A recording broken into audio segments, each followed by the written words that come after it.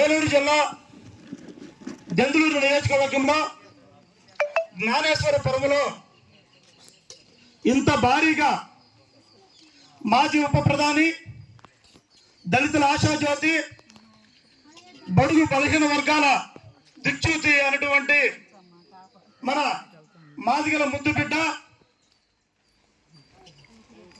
మాజీ ఉప ప్రధాని డాక్టర్ బాబు జగజ్జీవన్ 118వ జయంతి కార్యక్రమాన్ని ఇంత దిగ్విజయంగా చేస్తున్నటువంటి జ్ఞానేశ్వర పెద్దలకి, మహిళలకు, నా అన్నదమ్ములకి, శ్రీ మందకృష్ణ మాదిగ అన్నగారి తరఫున సామాజిక ఉద్యమ నమస్కారాలు తెలియజేస్తున్నా.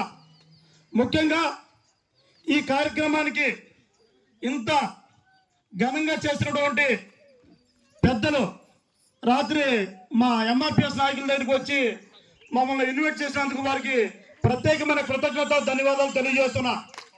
ముఖ్యంగా సభా అధ్యక్షులు వహిస్తున్నటువంటి మా ఎంఆర్పిఎస్ జిల్లా అధ్యక్షులు కొత్తపల్లి మురళి గారికి, నా తోటి రాష్ట్ర నాయకులు తనగర శేఖర్ గారికి, గౌరవ అధ్యక్షులు మద్దల తిరుపతిరావు గారికి, అదేవిధంగా నా అన్నదమ్ములు సమానటువంటి మా ఆత్మీయ సోదరుడు యేసన్న గారికి, అదేవిధంగా ఇప్పుడున్న ముఖ్యంగా మా ఫాదర్ గారికి హృదయపూర్వక కృతజ్ఞత, ధన్యవాదాలు తెలియజేస్తున్నా.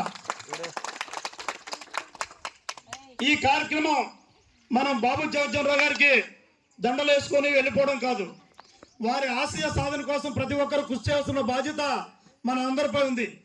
ఒక పేద వర్గంలో పుట్టి, దళిత మాదిగ సామాజిక వర్గంలో పుట్టి, అంచెలంచెలుగా ఈ దేశానికి ఉప ప్రధాని అయినటువంటి బాబు జగజ్జీవన్ రావుని మనం స్మరించుకోవడమే కాకుండా ఆయన ఆశయ సాధన కోసం ప్రతి ఒక్కరూ పనిచేయాల్సిన బాధ్యత ఉంది. ఆయన ఉన్నత విద్య పొంది ఆయన రాజకీయాల ద్వారానే మన సామాజిక వర్గానికి తగిన విధంగా హక్కులను, స్వేచ్ఛను, అనగారి వర్గాలను రాజకీయంగా, విద్యాపరంగా, రాజకీయ పరంగా అన్ని కోణాల్లో అభివృద్ధి చేయాలన్న ఉద్దేశంతోనే రాజకీయాలు రావడం జరిగింది. ఆయన 1908లో పుట్టి 40 సంవత్సరాల అతి చిన్న వయసులోనే, మాదిగ సామాజిక అతి చిన్న వయసులోనే 27 సంవత్సరాల్లోనే ఆయన కేంద్ర మంత్రిగా, ఉప ప్రధానిగా అధిరోహించిన ఘనత ఒక మాదిగ సామాజిక వర్గం చెందినటువంటి బాబు జగజ్జీవన్ రావుకి చెందింది. దయచేసి ప్రతి ఒక్కరు కూడా ఆయన వ్యవసాయ శాఖ మంత్రిగా, రక్షణ శాఖ మంత్రిగా పలు పదవులు నిర్వహించి వాటికి వెన్ను తెచ్చిన మహోన్నత వ్యక్తి ఎవరైనా ఉన్నారంటే అది బాబు జగజ్జీవన్ రావు.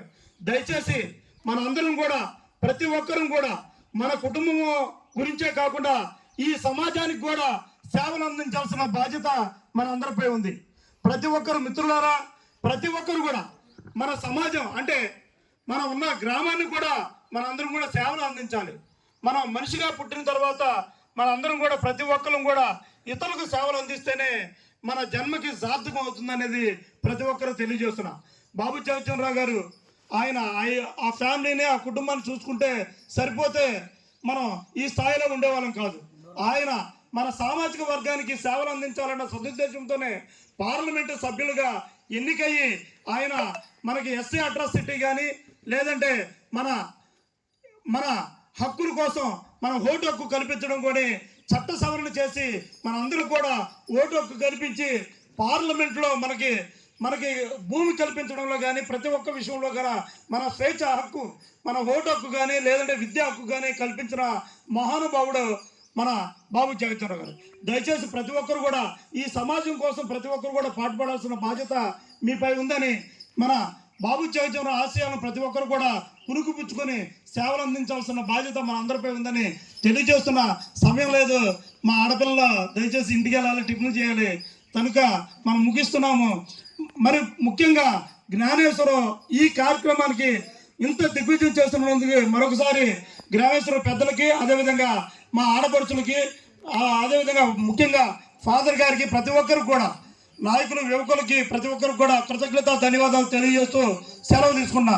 జై మాదిగ, జై జై కృష్ణ మాదిగ. అన్న మంచి సందేశం ఇచ్చారు. మాదిగ రిజర్వేషన్ పోరాట సమితి రాష్ట్ర ఉపాధ్యక్షులు